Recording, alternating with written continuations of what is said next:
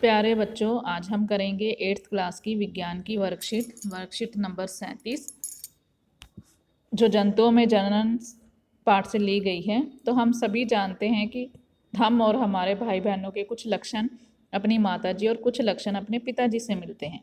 तो ऐसा क्यों होता है? ऐसा जो होता है वो निषेचन प्रक्रिया के द्वारा होता है। तो निषेचन प्रक्रिया भी जो होता है वो दो प्रकार का होता है, आंतरिक निषेचन और बाह्य निषेचन। तो आंतरिक निषेचन में नर और मादा युग्मक का संलयन मादा शरीर के अंदर होता है, जैसे मनुष्य, गाय, बिल्ली, कुत्ता, मुर्गी इत्यादि। और बाह्य निषेचन जो है वो मादा युग्मक का संलयन मादा शरीर के बाहर होता है, जैसे मेंढक, मछली, टोड इत्यादि। तो इस प्रक्रम में जब नर और मादा एक साथ पानी में आते हैं तो मादा सैकड़ों अंडे देती है, जो कि एक जेली की परत से एक साथ सुरक्षित रहते हैं। जैसे ही मादा अंडे देती है तो उसी समय नर उन पर शुक्राणु छोड़ देता है। प्रत्येक शुक्राणु अपनी पूंछ की मदद से इधर उधर तैरते हैं। जैसे ही शुक्राणु अंडाणु के संपर्क में आते हैं, जिसके फलस्वरूप निषेचन होता है, और यह निषेचन जल में होता है तो मादा शरीर के बाहर, तो यह सामान्यतः जलीय जंतुओं में होता है। क्या आपने परखनली शिशु के बारे में सुना है?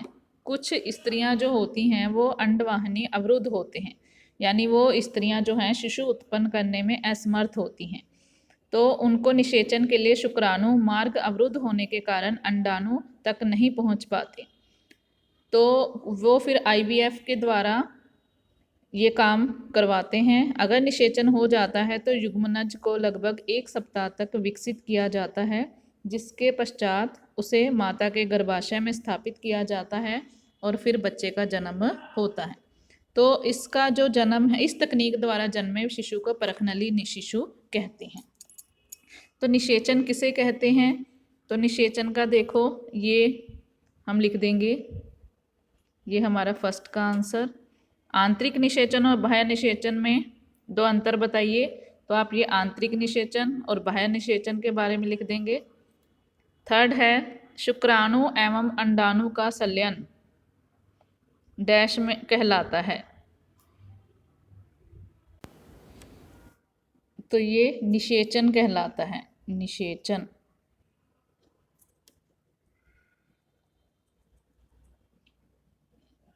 गाय व मनुष्य में कौन सा निषेचन होता है?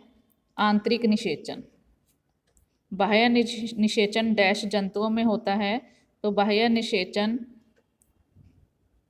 जलीय जंतुओं में होता है। IVF का पूरा नाम क्या है? IVF का पूरा नाम इन विट्रो निषेचन, इन विट्रो निषेचन। बाह्य निषेचन करने वाले दो जंतुओं के नाम लिखिए। तो आप लोग लिख सकते हैं मेंढक, मछली।